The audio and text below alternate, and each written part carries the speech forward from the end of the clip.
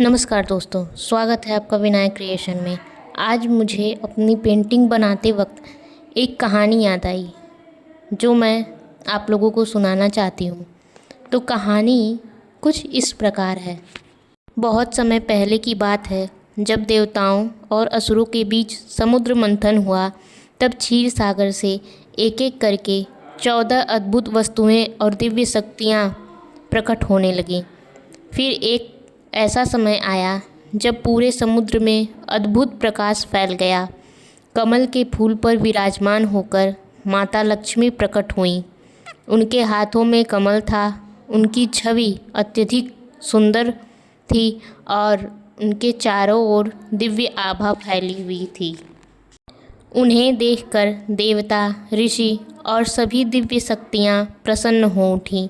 माता लक्ष्मी को देखकर सभी के मन में एक ही इच्छा हुई, काश लक्ष्मी जी हमें अपना वर चुन लें। लेकिन माता लक्ष्मी शांत थीं। उन्होंने चारों ओर देखा। किसी के पास बहुत शक्ति थी, किसी के पास बहुत ज्ञान, किसी के पास वैभव और किसी के पास महान पद।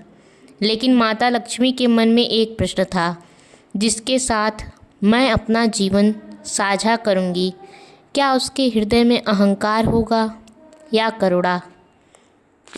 माता लक्ष्मी किसे चुनने वाली थी?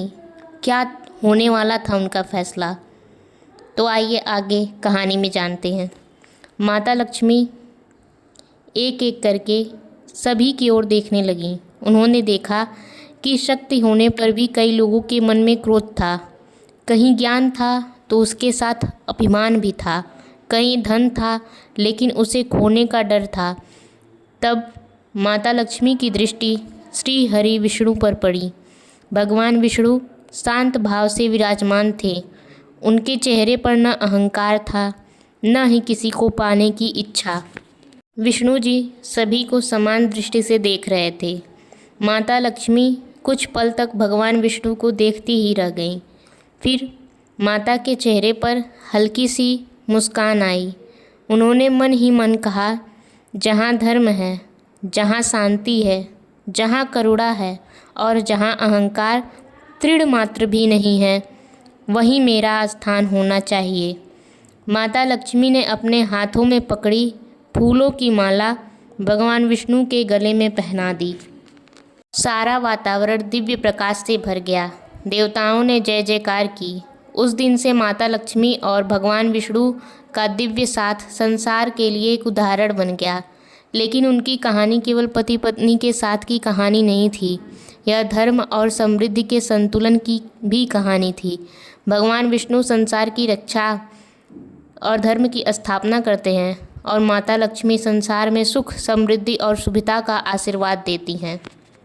एक दिन माता लक्ष्मी ने भगवान विष्णु से पूछा, प्रभु, अगर किसी मनुष्य के पास धन हो लेकिन उसके मन में शांति न हो तो क्या उसे समृद्ध कहा जा सकता है? विष्णु जी ने कहा, नहीं देवी, धन मनुष्य को सुविधा दे सकता है लेकिन शांति उसके मन और कर्म से आती है।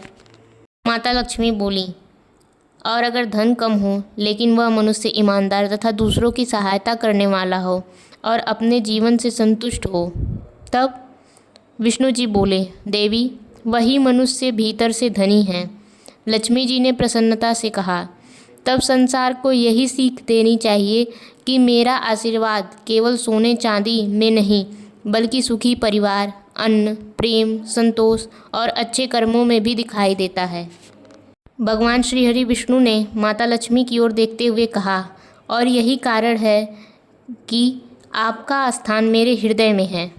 भगवान विष्णु शेषनाग पर और माता लक्ष्मी उनके पास कमल पर बैठी थी। चारों ओर अद्भुत शांति थी, मानो जैसे पूरा संसार इस दिव्य जोड़ी से यह सीख रहा हो, जैसे धन हो लेकिन अहंकार न हो, शक्ति हो लेकिन क्रोध न हो, ज्ञान हो लेकिन अभिमान न हो और जीवन में समृद्धि हो तो उसके साथ धर्म और प्रेम भी हो। इसीलिए माता लक्ष्मी और श्री हरि विष्णु की एक साथ पूजा की जाती है, क्योंकि लक्ष्मी जी समृद्धि और विष्णु जी धर्म एवं संरक्षण के प्रतीक हैं। जहाँ समृद्धि और धर्म दोनों साथ हों, वही जीवन वास्तव में सुंदर बन जाता है।